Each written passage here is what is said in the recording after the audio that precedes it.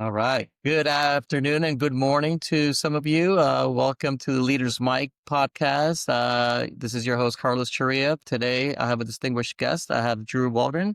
He's joining us. He's the vice president of capital markets, working with MAG Capital Partners. Drew has a wealth of experience, and he's going to be able to share with us some of his journey of where he came from to get to this point. And not only that, some of the great projects that MAG Capital is working on right now and some of the nuggets that the listeners out there may be wondering about in this particular niche industry. So very excited to have him. Thank you for the time, Drew. I appreciate it.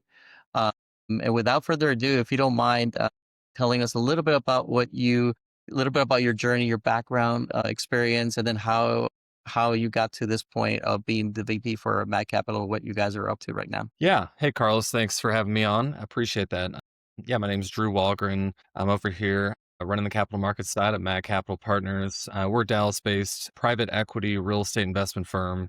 We also have a private equity wing as well. And really, my journey goes way back. I mean, if you go all the way back to the beginning, I grew up in an entrepreneurial household. Parents owned and ran a mechanical shop. And fast forward a bit, and at one point, I was an apprentice technician for them while I was in college, and had a side hustle. A family friend used to basically sell energy drinks, right? And he goes, "Hey, I'll give you cases on consignment, and you can go hustle." So I was out there in my lunch break in my mechanic's outfit, right? I'm 19 years old. I have grease on my arms and hands, and I'm out there at There a you liquor go. store dealing and dealing with all the guys there. And, a little bit later, I get into an argument with my dad. He fires me. It was, a 2-day spat, but sort of changed the course for me. And a friend of mine actually ran a beverage distribution company. He goes, "Come work with me." I start working with him over there because I had experience there doing it as my side hustle. So all of a sudden I'm doing it professionally, while I'm still in school. And not too much longer, later, the owner who owned many businesses goes, "Hey, just buy the company from me." Right. Wow. Like I want to expand he had an ice cream company with Mhm. about 35 franchise locations across the Bay Area in Northern California. And he basically gave it to us, right? I mean, he sold it to us for essentially the cost of delivery vans and inventory and equipment and all that. And that was a pretty sweet deal for us. So we jumped right in. I How put old were you college at on that point? How old were you then? 20. Yeah. So Wow. I put college to the side. I borrowed some money from family and I said, "This is a great opportunity. And I'm going to, there's more opportunity to learn and grow from this experience." And I think that was the right move. We went ahead and started hiring all of our dumb buddies to, do deliveries for us. And me and my partner who had bought it together just grew that company and really kind of hit a point where we realized, okay, we need a big investment here, right? To be able to make that leap and compete with the big boys. In hindsight, we probably needed about $1 million.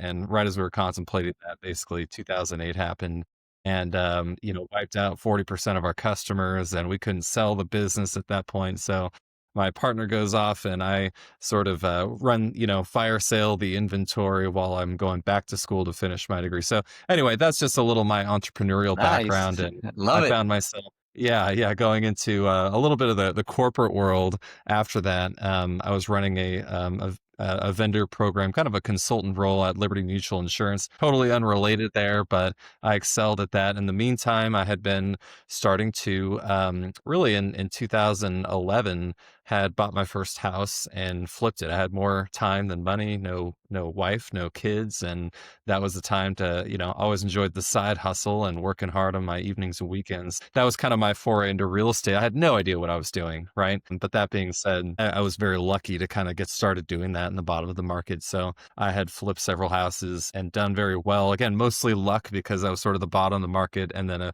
Right. huge run up in values from there, and especially in the Bay Area and California, where values are pretty wild compared to the rest of the country. So did very well there, but didn't want to become a landlord. And my brother, who had been in the commercial real estate investment industry, had introduced me to several firms. He goes, "Hey, you don't need to hold these and manage these houses. You can invest passively in commercial real estate and you can, I didn't want to manage this stuff. I wanted to continue my career, which is showing me a lot of opportunities. And so I started deploying capital as a passive investor which I enjoyed. I wanted cash flow, I wanted ownership, I got all those things. And one of those groups he introduced me to in about 2016 was Matt Capital Partners, and started to deploy with them, met the principals. And years later, not too much longer, a few years later in 2019, my brother, who was kind of tired of his position and company he was at, and me looking around going, okay, I'm moved up to the point where I wait for people to retire or die,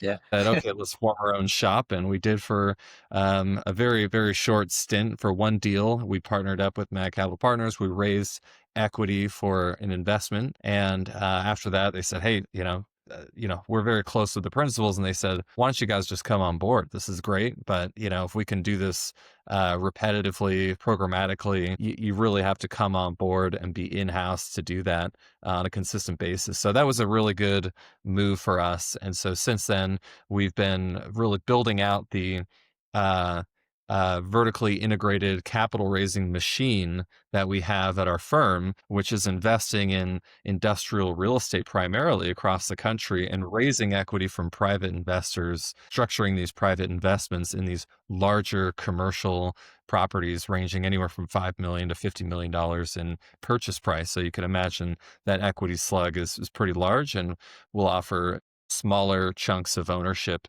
in those, as well as, we've structured funds really just to diversify a portfolio of those assets as well. And so I'll stop there, but that's kind of the all the way back to the beginning.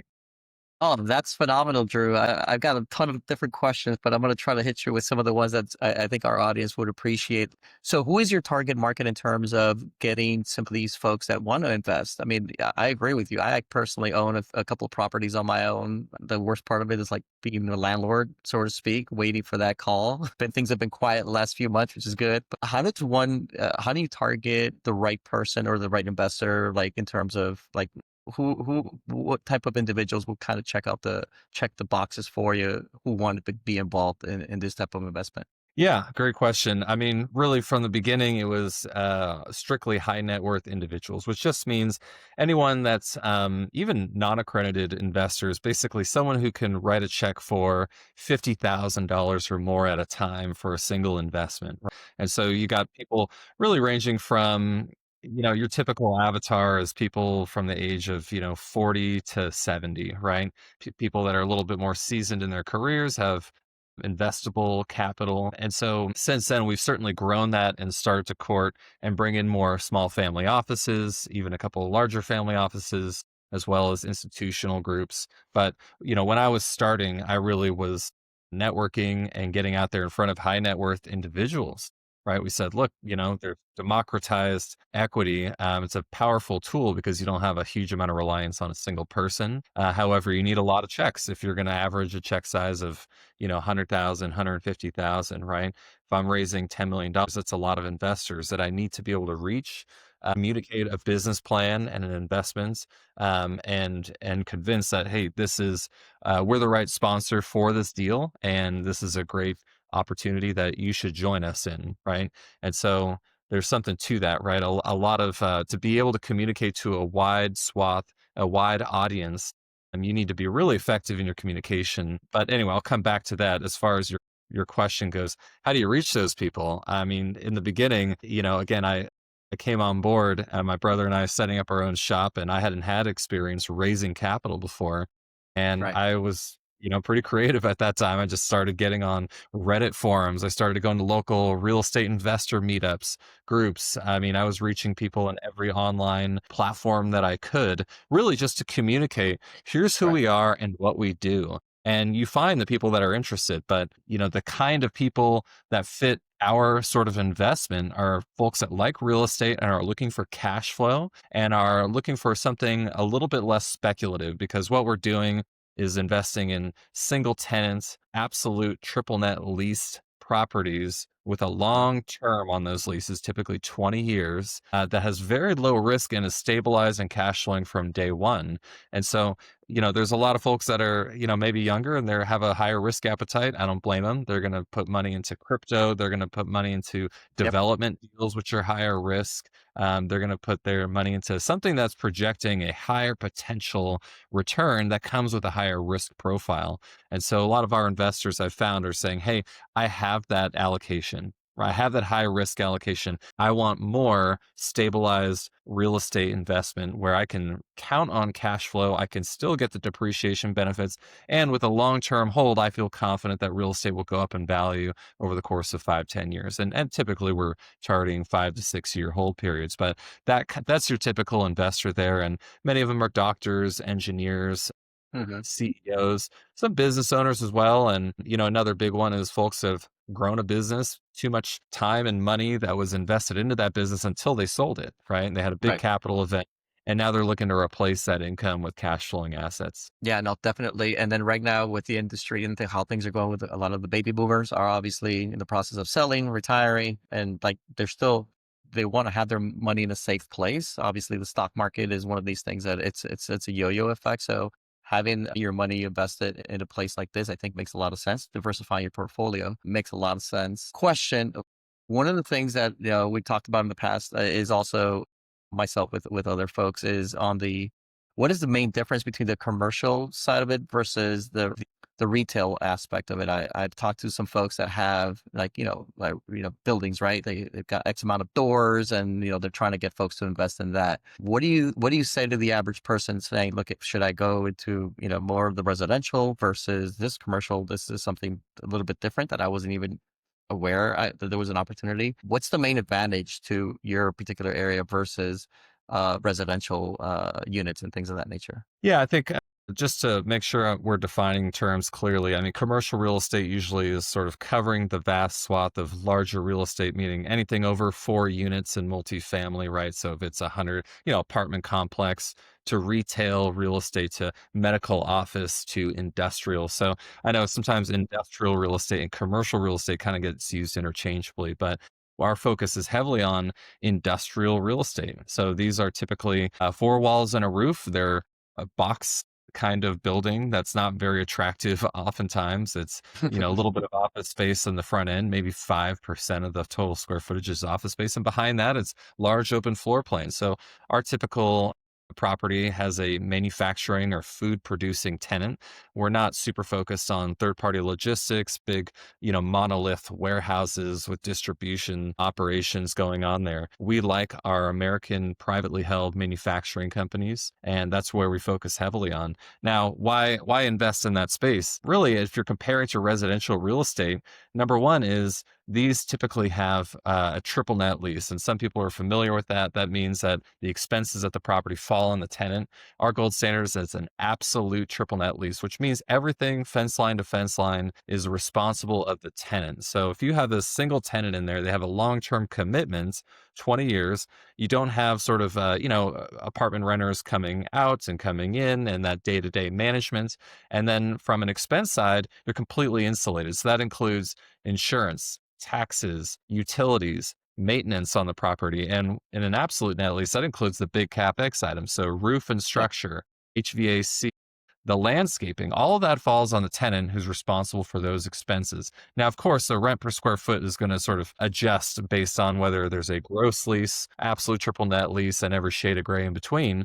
But that being said, we are able to underwrite a very predictable cash flow here.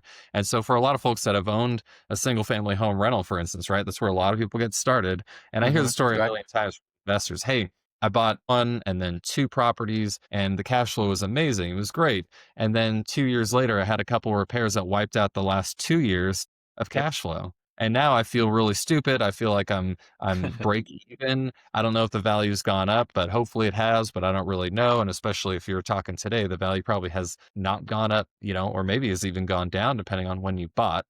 But that being said, they're very frustrated investors looking for that cash flow and saying, I don't want the unpredictability of the expense management here. And so, professionals in the industry, they're going to underwrite for all those items and they're probably going to do a great job versus maybe someone who's brand new to this. But in our case, we don't have to underwrite those expenses and reserve capital for those in anticipation of those, right? If the roof has a leak, that repair is on the tenant. And everything else I covered there. So that is a Yeah. huge draw there. But I'd also say it's you have a much more durable income producing asset, meaning that there's a lot of demand and a much better credit and commitment from your tenants in this space versus a single Love, family home renter or an apartment renter who, they can get a call from their mom hey, who Drew. fell ill across the country and they're gone, right? Hello, I mean, hello. they got to be there and good luck, right? You're just going to write that one off as a loss and you're going to try to bring in a new tenant. There's not much you can do.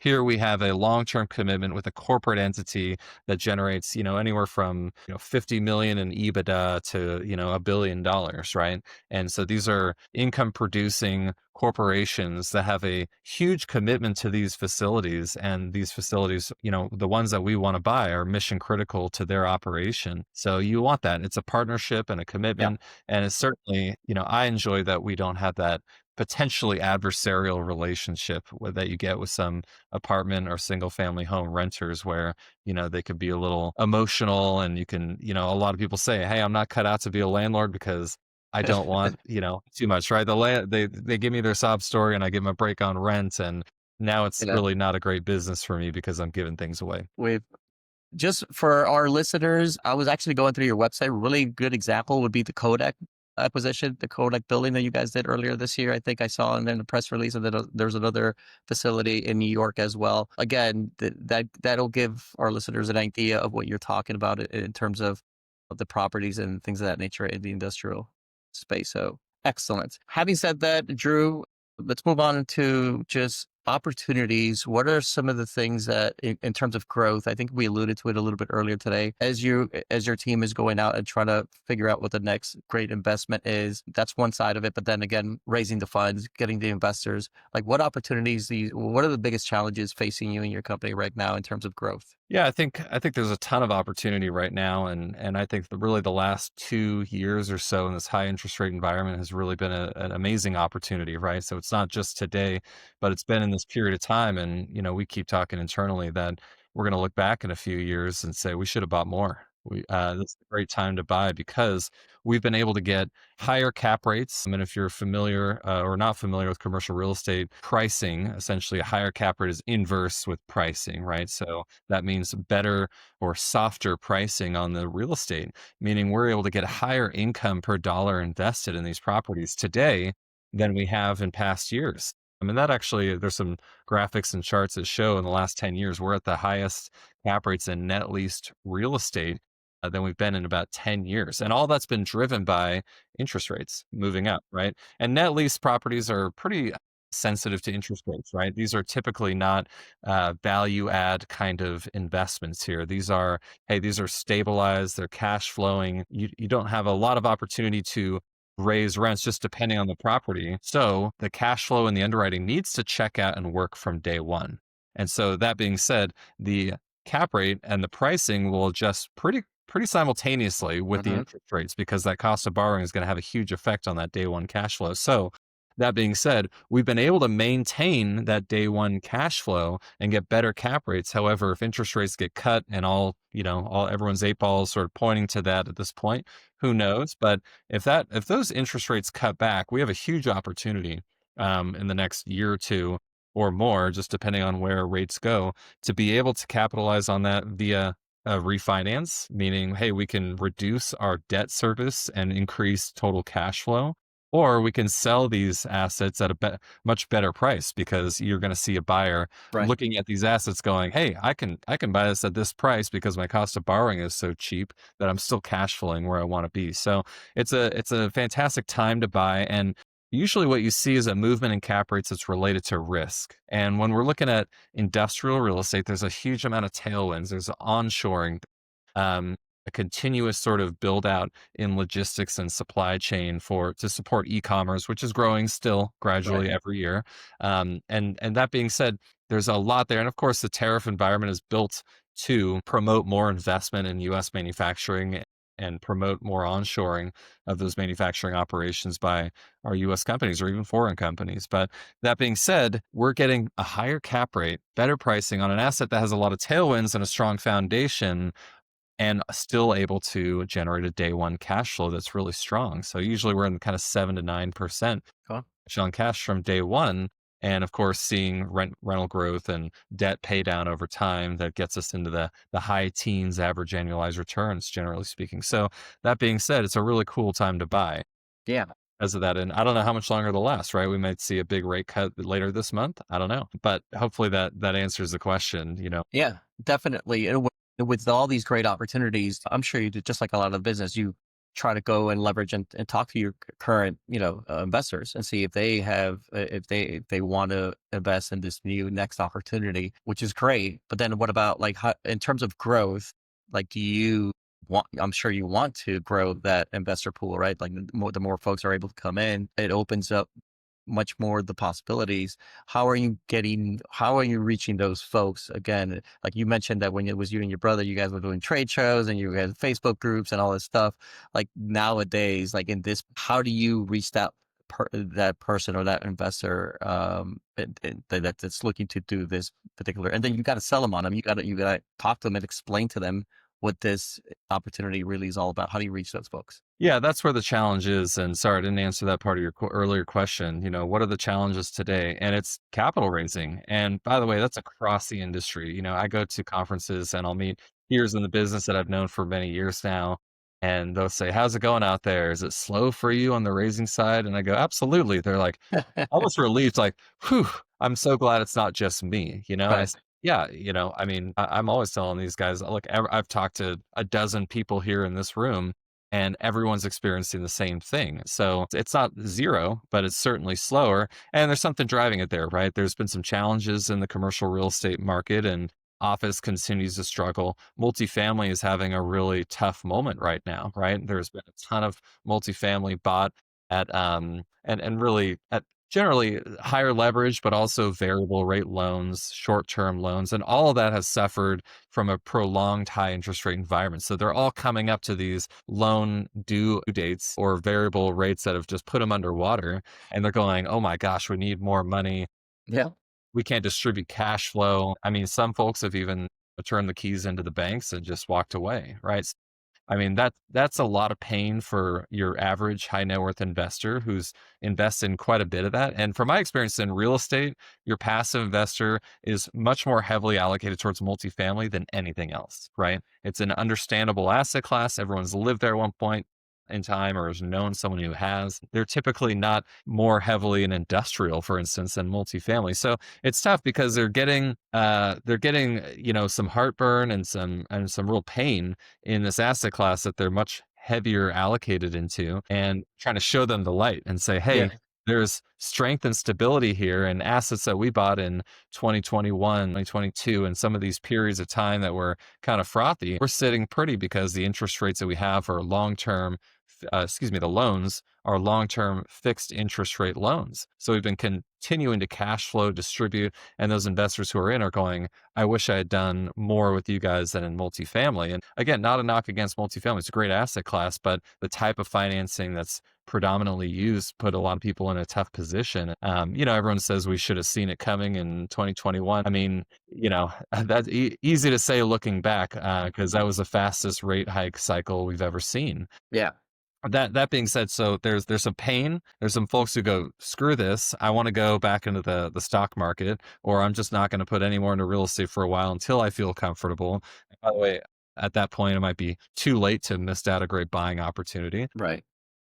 Time will tell. But you also have a lot of people in these deals that aren't selling, right? They have capital, they want to invest more, but they're going, "I used to see these deals turning around and going full cycle, one or two a year, let's say, or more. Hmm. And now no one's selling. And for good reason. Why would you sell in this environment? If you go, Yeah. hey, there's going to be a better interest rate environment, there's going to be more buyers looking. I'm just going to wait on this thing if the asset's not distressed." So everyone's sitting on the whole world of private equity and private real estate. I mean, it's all kind of in a holding pattern right now.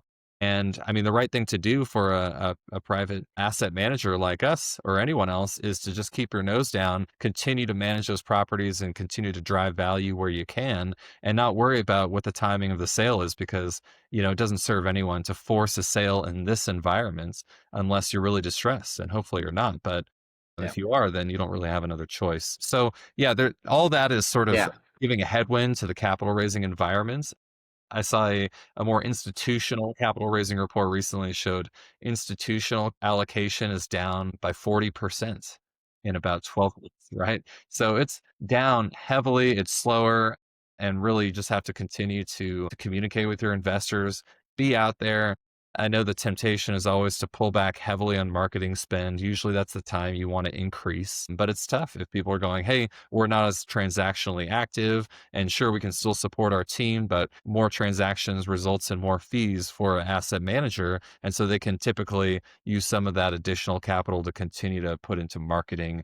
conferences, what have you. So I find the most effective dollar spent in reaching new investors is really just continuing to foster the existing relationships and just ask them for an introduction to friends or family. And that's the best way to go versus a brand new cold introduction to someone who doesn't know you, doesn't know your company, doesn't know Right. anyone else who's invested with your company. Right. Very long trust curve to get over. So I would say, look, let's focus on our people, take care of our existing investor group, Mhm. and they'll take care of us. Yeah, no, definitely take care of the folks, and then the warm leads are going to help you get, kind of expand and get your message out there, and then hopefully grow, give you the ability to grow even faster. And then one last question, really quick, really easy. I want to be respectful of your time, Drew. Thank you again so much for joining us. What gets you excited? What are you excited about right now, and for that you're working on over the next 12 months? Something that is that keeps you up at night, but it's in a good way. Can you share anything about anything really exciting that you personally or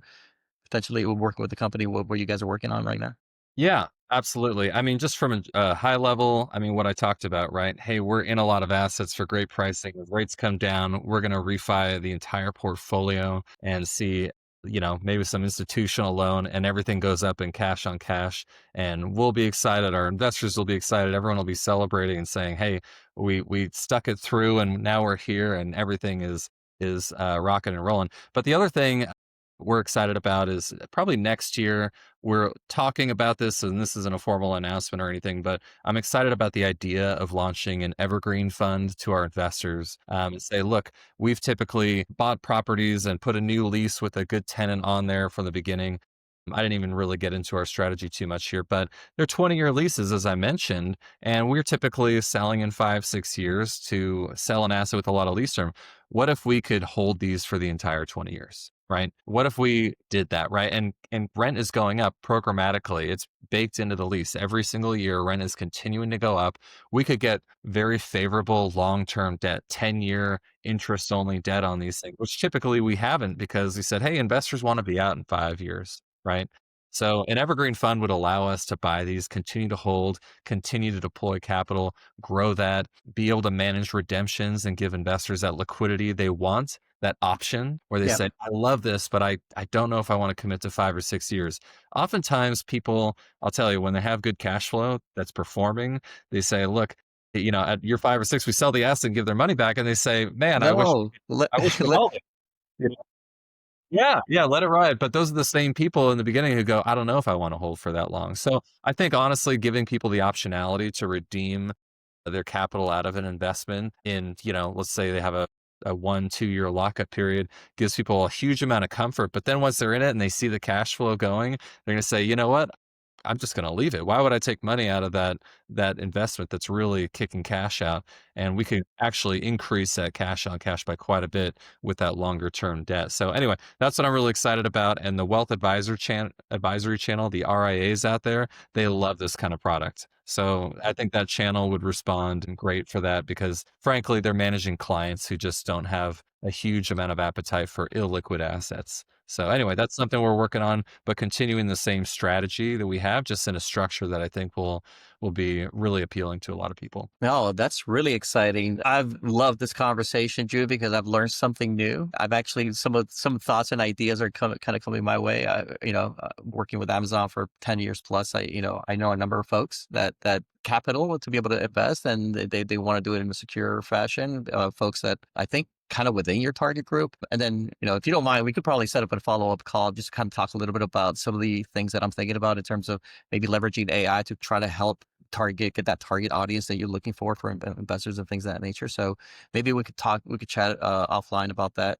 But to be able to kind of help bridge that gap, or kind of help with that headwind that you're working on. But yeah, so I think it's a great opportunity for anybody out there that wants to invest in a secure place, something that could be new to a lot of folks. But again, I think what Map Partners does is you guys have the experience, you have the leverage, and you have the established relationships to be able to get something like this done in a safe way, which is great and profitable also.